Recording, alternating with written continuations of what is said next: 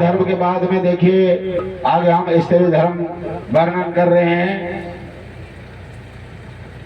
स्त्री इस संसार में शक्तियां बहुत है, लेकिन दो शक्ति सर्वोपरि है,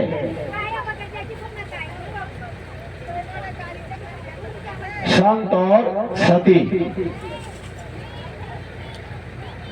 संत हम जैसे महात्मा जो एक बैरागी का जीवन, निर्मोही का जीवन, सन्यासी का जीवन जीते हैं, जिनका मन संसार के विषयों से शांत हो जाता है, उसको संत कहते हैं। या जो सत्स्वरूप परमात्मा को प्राप्त करता है, प्राप्त करके जो सतत निरंतर अपने मन को सत्स्वरूप अपनी आत्मा परमात्मा में लगा करके रखता है, उसे संत कहते हैं। दूसरी शक्ति है सती। सती माने स्त्री जाति, जिसका जीवन सिर्फ अपने पति के लिए ही होता है। देखो माताओं, ये जो घर बनाया जाता है, ये घर पुरुषों के लिए नहीं बनाया जाता। स्त्री जाति की धर्म की रक्षा के लिए घर का निर्माण होता है। पुरुष के अंदर पुरुषत्व है, वो जंगल में भी रह सकता है, कंदराओं गुफाओं में भी बाहर रह सकता है, कहीं भी रह सकता है, चौरे मैदान में भी अकेला रह सकता है। लेकिन स्त्री जाति, चाहे वो बुढ़िया हो, चाहे वो नवयुवती हो, चाहे छोटी हो बच्ची हो, वो अकेले नहीं रह सकती है, लेकिन घर में अकेली रह सकती है। इसलिए स्त्री जाति की रक्षा के लिए, सुरक्षा के लिए, उनके धर्म रक्षा के लिए घर का निर्माण किया जाता है। इसीलिए घर वाली का नाम होता है घरवाली।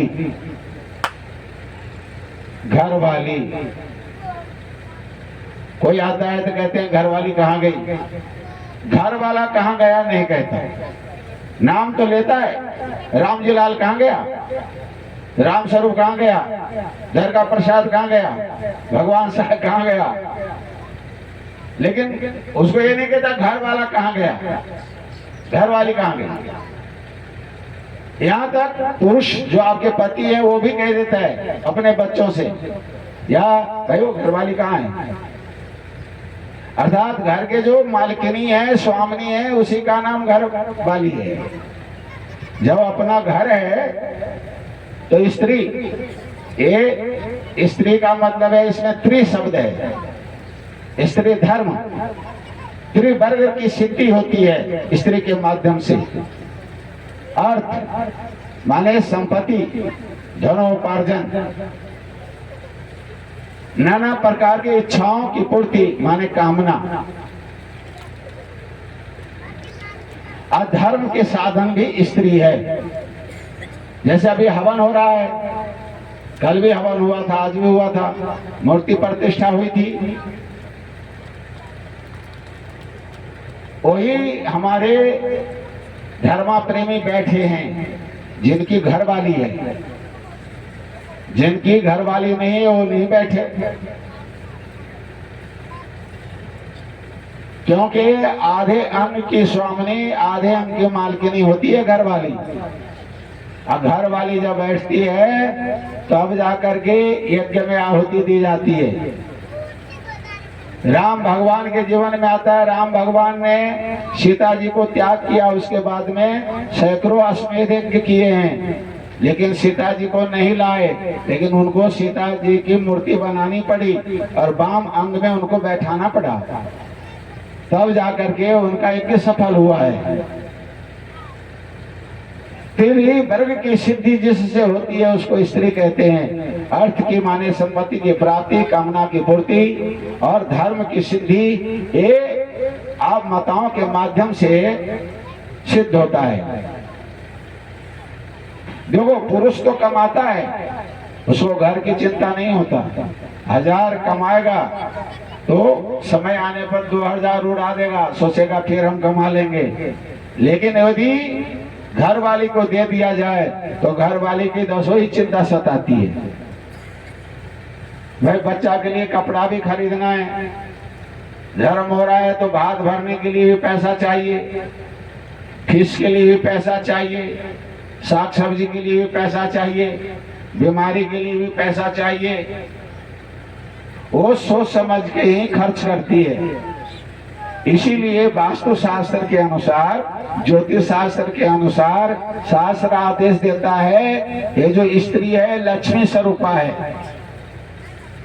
जब लक्ष्मी स्वरूपा है तो स्त्री जाति की रक्षा करना, उनको सुख देना, उनको प्रेम देना, स्नेह देना, उनका भरण पोषण करना पुरुष जाति का कर्तव्य होता है।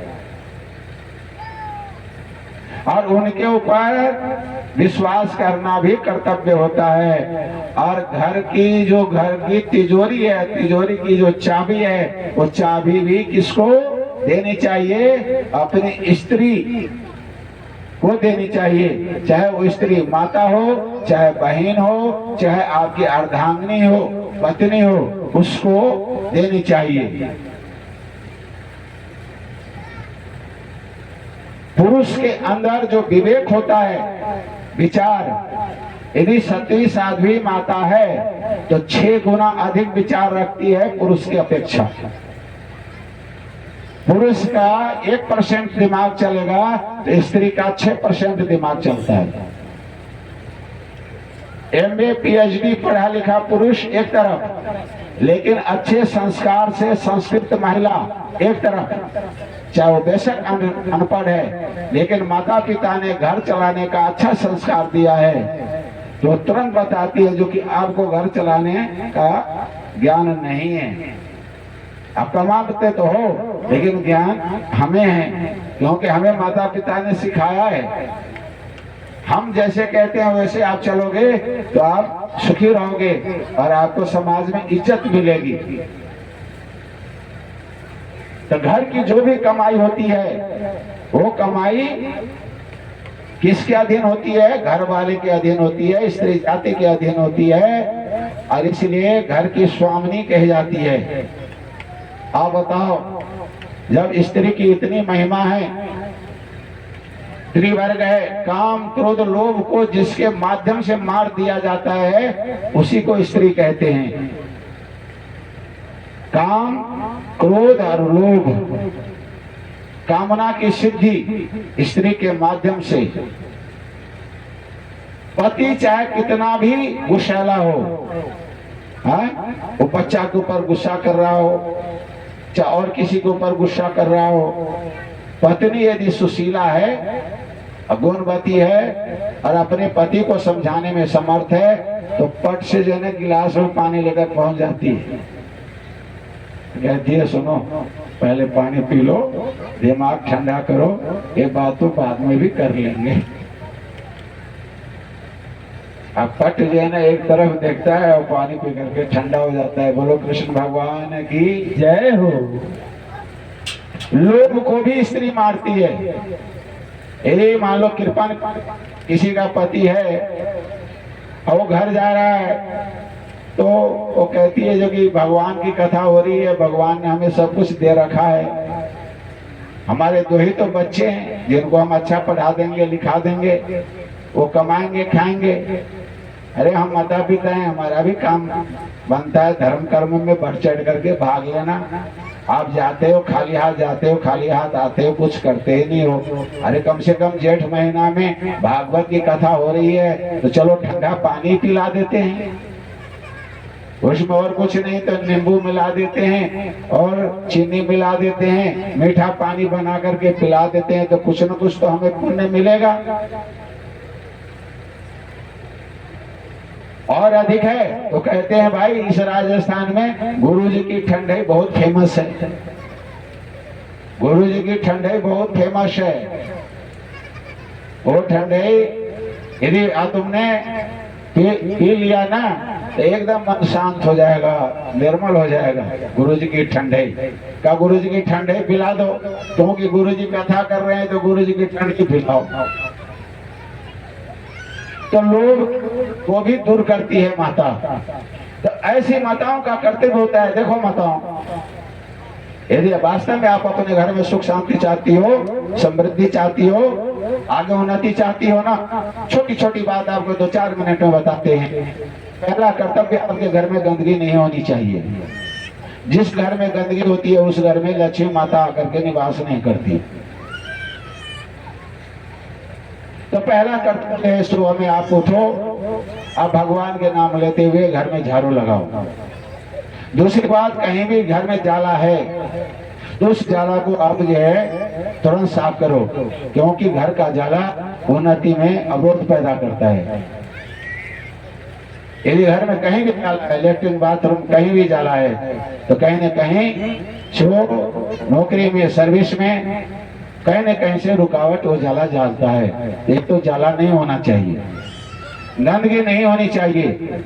तीसरी बात यह है, देखो, जिससे आप घर में झाड़ू लगाती हो, रात्रि के समय में उस झाड़ू को, उस बुहारी को आप घर के मुख्य दरवाजे पर रखो, सुरक्षा कवच बना करके।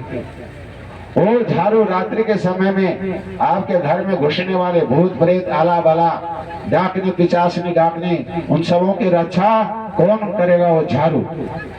और दिन के समय में उस झाड़ू को छिपा करके रखो, क्योंकि वो झाड़ू लक्ष्मी के प्रतीक है। दिन में घर में प्रवेश करते ही यदि वो झाड़ू किसी को दिख जाता है तो आपकी लक्ष्मी चली गई निकल कर, उसके जिम्मेदार आप हो गए, आपके घर में बरकत नहीं आवेगी। दूसरी बात, रात्रि के समय में जूठा बर्तन रसोई घर में नहीं होना चाहिए। जिसके घर में रात्रि के समय में जूठा बर्तन होता है, लक्ष्मी माता आकर के देखती है कि बर्तन कहीं पड़ा हुआ है, जूठा बर्तन कहीं पड़ा हुआ है, रसोई साफ नहीं है, तो उस घर के लिए श्रापती है और उस घर में दरिद्रता आ जाती है। बोलो लक्ष्मी माता की जय हो। तो कहने का तात्पर्य यह है, चाहे 12 बज जाए, रसोई घर को आपको बिल्कुल साफ सुथरा करके रखना है, बर्तन को बिल्कुल धो करके, मांज करके, साफ पवित्र बना करके रखना है। दूसरी बात, जो भी रात्रि में आप खाते पीती हो, जो भी आप खाती पीती हो, उनमें से थोड़ा सा हिस्सा, दाल हो या सब्जी हो, चाहे एक रोटी हो, उसको ढक करके घर रसोई में रखो, ढक करके रखो। ये नहीं खुला ही छोड़ दो, मक्खी भिनभिना रही है या कोई मतलब जो है छिपकली खा रही, नहीं, ढक करके रखना है। क्योंकि अन्नपूर्णा देवी जो हमें अन्न देते हैं, लक्ष्मी माता ही अन्नपूर्णा है। वो अन्नपूर्णा घर को देखने के लिए आती है। जिस रसोई में वो बनी बनाई रोटी देखती है और सब्जी देखती है, दाल देखती है, अन्न धन से परिपूर्ण रसोई को देखती है तो आशीर्वाद देती है। भगवान करे इस घर में अन्न धन की कमी न हो। लेकिन जिस घर में खुद ही बना करके खा जाते हैं तो समझ लो उस घर में अन्नपूर्णा का निवास नहीं होता। फिर उस घर में आरोग्यता नहीं आती है, रोग का निवास होता है।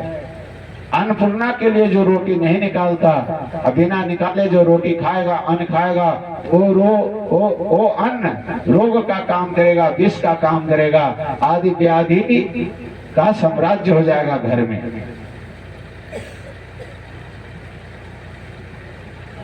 तीसरी बात यह है, देखिए, पहले के समय में चूल्हा पर रोटी बनाते थे तो हम अग्नि देवता को भोग लगाते थे, लेकिन अब गैस चूल्हा पर रोटी बनाते हैं तो अग्नि को भोग तो नहीं लगा सकते, लेकिन उनके नाम से आप रोटी निकालो।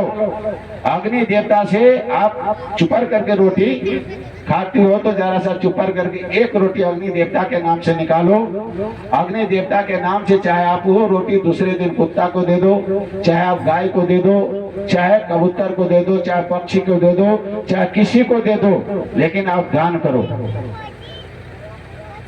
तो अग्नि देवता खुश होकर के आपके शरीर की जो जठराग्नि है उस जठराग्नि को मजबूत करेंगे अग्नि देवता, जिससे आपका शरीर स्वस्थ रहेगा।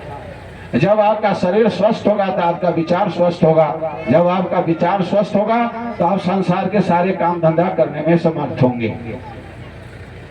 दूसरी बात, भोजन बनाते समय आप, क्योंकि घर की आप घर वाली हो, आप माता भी हो, बहन भी हो, आप दादी भी हो, आप परदादी भी हो, सब कुछ आप ही हो। आपके बनाए हुए ही भोजन सब जमते हैं। तो जब आप भोजन बनाओ उस समय सद्भाव रखो मन में।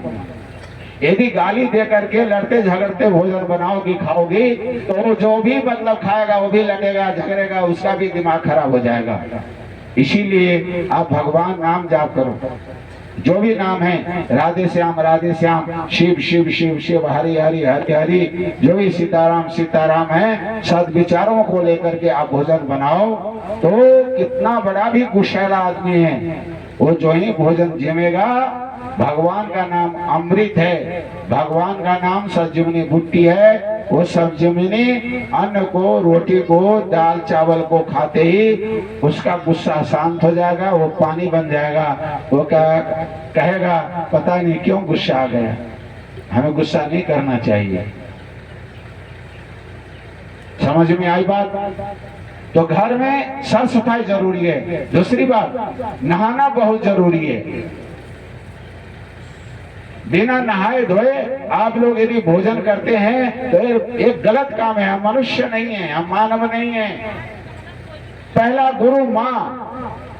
जिस भोजन को आप बना रहे हैं आपका कर्तव्य है, जो कि सुबह में ठीक है चारा मुट्ठी डालना है डाल दो, दूध निकालना है निकाल लो, झाड़ू पोछा करना है कर दो, लेकिन आप नहा करके ही रसोई घर में प्रवेश करो, फिर चाय बनाओ, नाश्ता बनाओ, सब कुछ करो।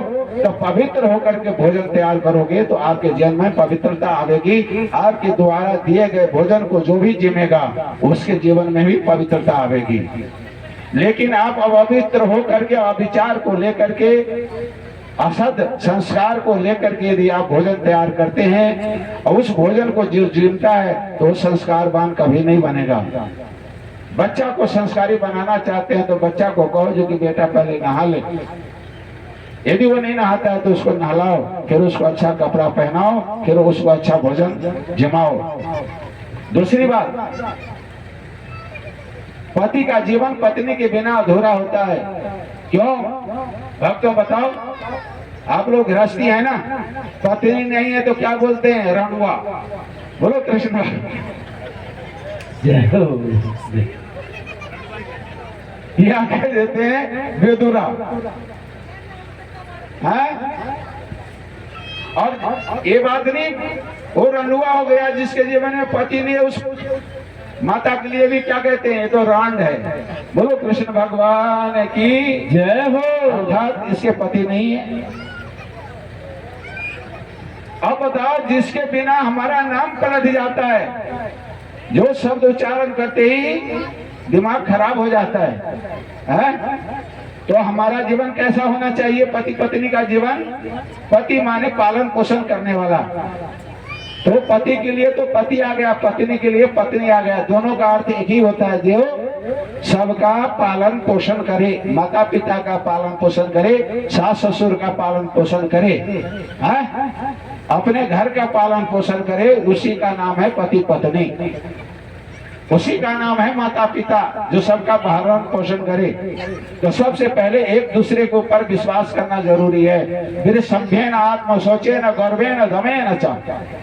पति का विश्वास पत्नी के ऊपर होना चाहिए, पत्नी का विश्वास पति के ऊपर होना चाहिए। यदि विश्वास नहीं होगा तो वो घर नहीं होगा, वो शमशान बन जाएगा। पवित्र रहना चाहिए, पुरुष को भी पवित्र रहना चाहिए और पत्नी को भी पवित्र रहना चाहिए, कोई उंगली न उठावे। गर्वे न, गुरुता का भाव होना चाहिए। पति क्या है? परमेश्वर। पति क्या है? भगवान। आप मंदिर में पूजा न करो कोई बात नहीं, लेकिन पति जो है परमेश्वर है, भगवान के रूप हैं। यदि वो चाय मांगते हैं, भाई चाय पिला दे, फिर पूजा करने के लिए जा, इसका मतलब ये नहीं जो कि तुमने पति का अनादर किया, कह दो जो कि मैं पहले पूजा कर आती हूँ फिर चाय बना करके पिलाऊंगी, ये बात नहीं। एक जो परमेश्वर है वो कह रहा है जो कि पहले चाय मेरे को पिला दे, तो उसको चाय पिलाओ, फिर पूजा करने के लिए आप मंदिर में जाओ, कोई बात नहीं।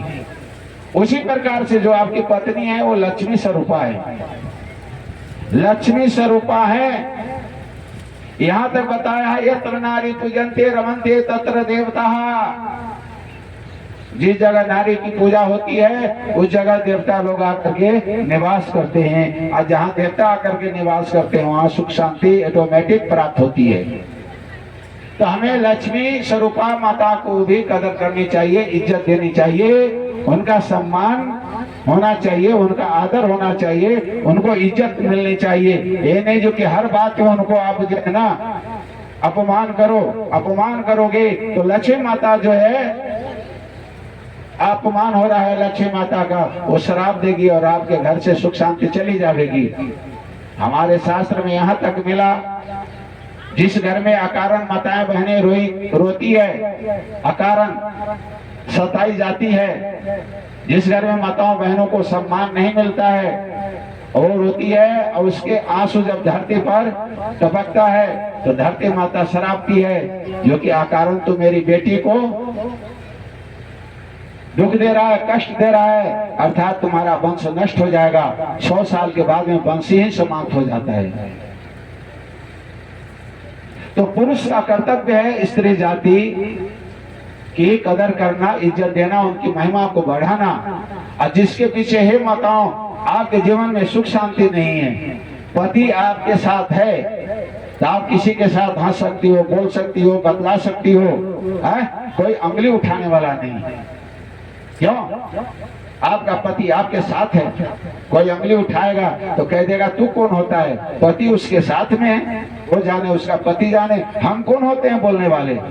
लेकिन पति नहीं है तो यहाँ तक तुम यदि भाई से भी बोलती हो एकांत में तो उंगली उठ जाती है, अपने बड़े पुत्र से भी तुम बोलोगी तो उंगली उठ जाएगी। मतलब अपरिचित किसी भी पुरुष से तुम बात करती हो माताओं तो तुम्हारे ऊपर उंगली उठ जाती है। बताओ, जब जिसके न रहने पर हमारे ऊपर उंगली उठती तो हमारे लिए भगवान है ना, परमेश्वर है ना। तो दोनों के ऊपर एक दूसरे के ऊपर विश्वास हो और इंद्रियां वश में होनी चाहिए, एक दूसरे के ऊपर गुरुता का भाव होना चाहिए, एक दूसरे के शुभचिंतक होना चाहिए।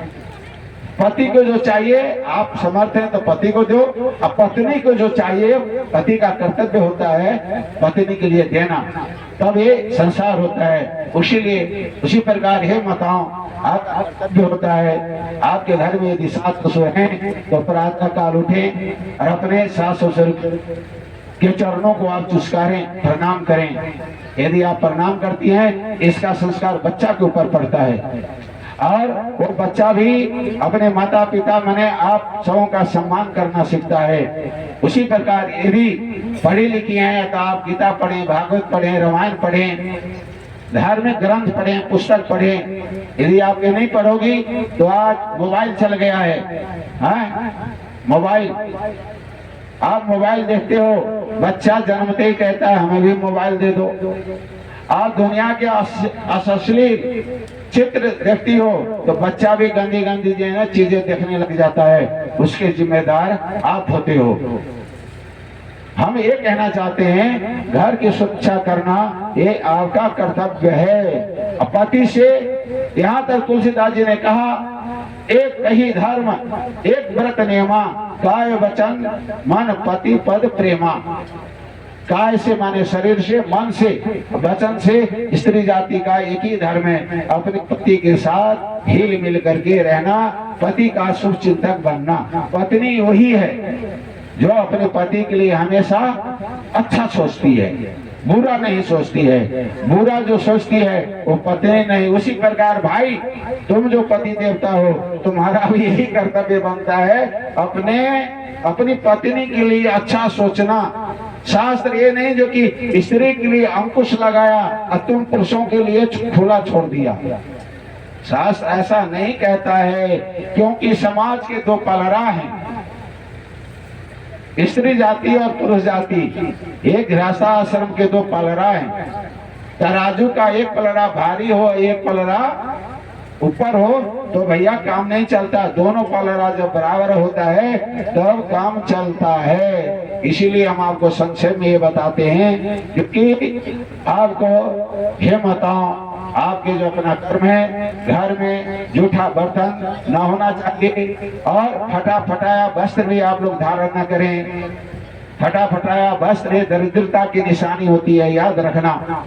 भगवान ने सब कुछ दिया है तो याद रखो, चाहे वो नया ही वस्त्र हो, फट गया तो या तो उसको सी करके धारण करो, नहीं तो उसको और किसी काम में ले लो, लेकिन वस्त्र पहनो अच्छा। पुराना हो तो साफ सुथरा करके पहनो। गाने की वस्त्र पहनना, उसी प्रकार से उस वस्त्र से बदबू आ रही है, मुंह से बदबू आ रही है, बोलते हैं तो मुंह से बदबू आती है, लोग बात मुंह घुमा लेते हैं, फेर लेते हैं। तो जब आपके मुंह से बदबू आ रही है, शरीर से बदबू आ रही है, तो भगवान जो अंदर विराजमान है वो खुश कैसे होंगे। ये भी एक मंदिर है, इस मंदिर को पहले सजाओ, फिर जो मंदिर ये बना है उसको भी सजाओ, फिर घर को सजाओ, फिर अपने परिवार को सुधारो, समाज को सुधारो, देश को सुधारो, और आप सुधरोगे संसार सुधरेगा, आपका भला होगा, संसार का भला होगा। आप सन्मार्ग पर चलोगे तो आपका परिवार पूरा सन्मार्ग पर चलेगा।